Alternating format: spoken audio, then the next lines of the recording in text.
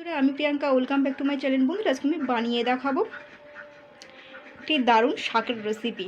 তো এই রেসিপিটা থাকলেই কিন্তু নিমিষে শেষ হয়ে যাবে এক থালা ভাত। আর কিছুই সঙ্গে কিছু কোনো শাকের বা কোনো তরকারির প্রয়োজন হবে না। আর এই শাকটা দেখার পরে রোজ বানিয়ে খেতে ইচ্ছে করবে।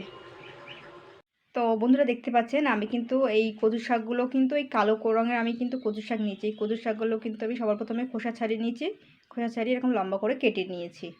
আর কচু শাক মাত্র একটু অর্ধেক চিটচির করবে, তো এই কচু শাকটা একটু চিটচির করছিল, তার মানে চুলকয়।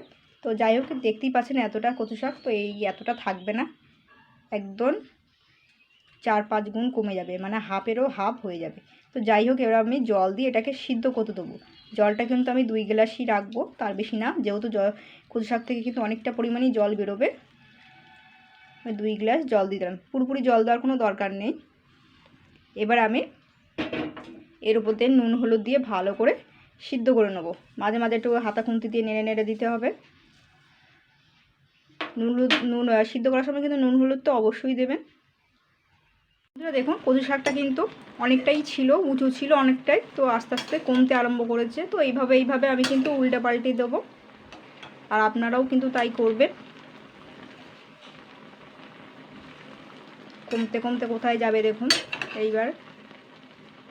আর এই কালো কচু শাক কিন্তু অনেকটা কমে যায়, মানে গলে যায়। আর এই শাকগুলো কিন্তু একটু মিষ্টি হয়, কালো কচু শাকগুলো। ভালো করে দিতে হবে উল্টে পাল্টে। দেখুন, এটা কিন্তু অনেকটাই এবার কমে গেছে, এটা এবার গলতে আরম্ভ করেছে। তো এবার কিন্তু আমি গ্যাসটা বন্ধ করে দেবো। গ্যাসটা বন্ধ করে যতটুকু যা জল আছে আগে জলটা ঝরিয়ে নেবো। দেখুন, পুরো কালো জলটা, মনে হচ্ছে কচু শাকের গায়ে কেউ রং করেছে।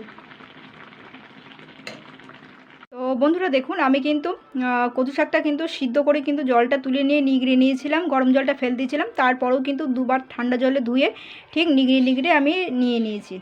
নিগড়ে নিতে হবে, কিন্তু নিয়ে এরকম করে নিতে হবে। তো দেখুন কইটুকুনি হয়েছে, কতটা ছিল। তো যাই হোক, এতে আমি কি মশলা দেবো।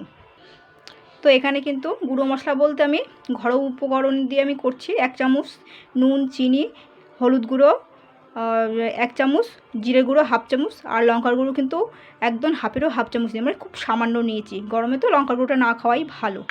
তো আপনার এর পরিবর্তে কাঁচা লঙ্কাও দিতে পারেন। আর একটা কিন্তু বড় পেঁয়াজ কুচানো নিয়েছি, আর 3টে পাতিলেবু নিয়েছি। যদি একটু অর্ধেক চিটচির করছে তো অসুবিধা কিছু নেই, তো পাতিলেবু দিলে সেটা আর হবে না।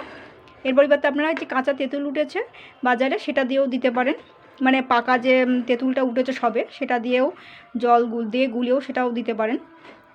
আর যাই হোক, তো এখানে আমি 1 চামচ আদা বাটা, রসুন বাটা নিয়ে নিয়েছি। আর একটা জিনিস নিচ্ছি, সেটা হচ্ছে এটা ম্যাগি মশলা নিয়েছি।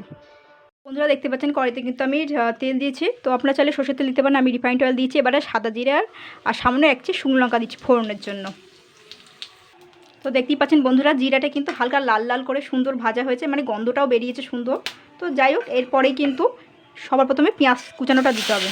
আপনারা চাইলে টমেটো কুচানো দিতে পারেন, তো আমার কাছে নেই, এটাকে আমি বাদ দিলাম। তো আপনারা দিতে পারেন টমেটো কুচানোটা।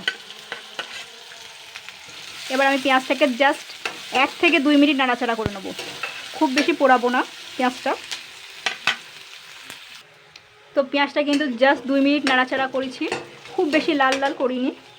এবারে যা গুঁড়ো মশলা বলেছিলাম, জিরের গুঁড়োটো, আপনার চাইলে ধনের গুঁড়োটাও দিতে পারেন, তো আমার কাছে যা ছিল আমি সেগুলোই দিয়েছি। আর এখানে 1 চামচ আদা বাটা, রসুন বাটা দিয়েছি। তো রসুন বাটা আদা বাটাটা একটু বেশিই দেবেন, যাই শাক নেন। তো হালকা করে একটু নাড়াচাড়া করে নেবো এবারে, জাস্ট 1 মিনিট মতো। যেহেতু গুঁড়ো মশলা আর আদা রসুন বাটা রয়েছে, বেশিক্ষণ নাড়াচাড়া করা যাবে না কিন্তু। এইবার কিন্তু আমি শাকটা দিয়ে দেবো, নিংড়ে রেখেছিলাম শাকটা, সেটা কিন্তু দিয়ে দিচ্ছি। এবার এইটা দিয়েই কিন্তু নাড়াচাড়া করতে হবে মিনিট 4 ধরে।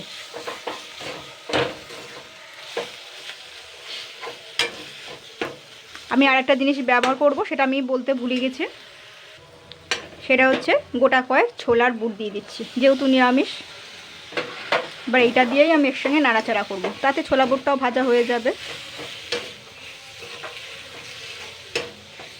এইভাবে মিডিয়াম আঁচে ভাজা করতে হবে।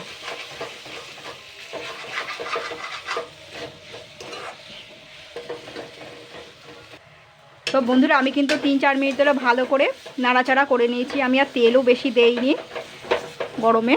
তো আমি কিন্তু ওই লেবুটা কিন্তু দিতে পারছি না, কারণ লেবুতে তো বেশি একটা রস নেই। তো আমি এই একটা তেঁতুল, কাঁচা এরকম পাকা তেঁতুল আমি কিন্তু জলের মধ্যে গুলিয়ে নিয়েছি। যদি দেখেন কচু শাকটা চুল করছে তো এইটা দেবেন, দেওয়ার পরে দেখবেন আর কিচ্ছু হবে না। তো আমি এটা একটু জল করে নিয়েছি এই পাকা তেঁতুলটা। তো এবার আমি এটা দিয়ে নাড়াচাড়া করে নেব। আর লেবু থাকলে কিন্তু মিনিমাম 3 থেকে 4 চামচ লেবু দেবেন, লেবুর যে রসটা চিপে চিপে। তো এটা দিয়ে এবার একটু নাড়াচাড়া করে নেব।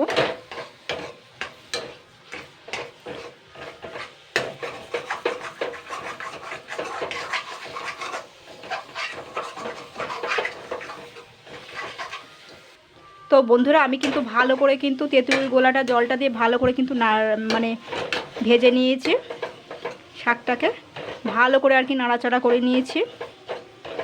এইবারে কিন্তু সর্বশেষ ম্যাগির মশলাটা দেবো, দিয়ে আমি জাস্ট 2 মিনিট মতো নাড়াচাড়া করে নেবো।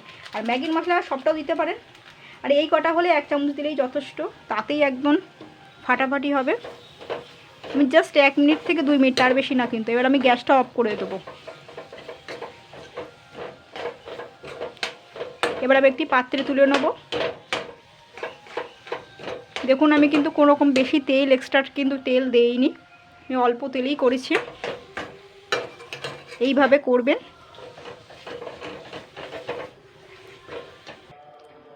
তো বন্ধুরা এইভাবে ট্রাই করবেন। তো এইভাবে কচু শাক করলে কিন্তু একটু গলা চুলকাবে না, আর খেতেও কিন্তু দারুণ লাগবে। আর ঘরোয়া পদ্ধতিতে আমি করে দেখিয়েছি।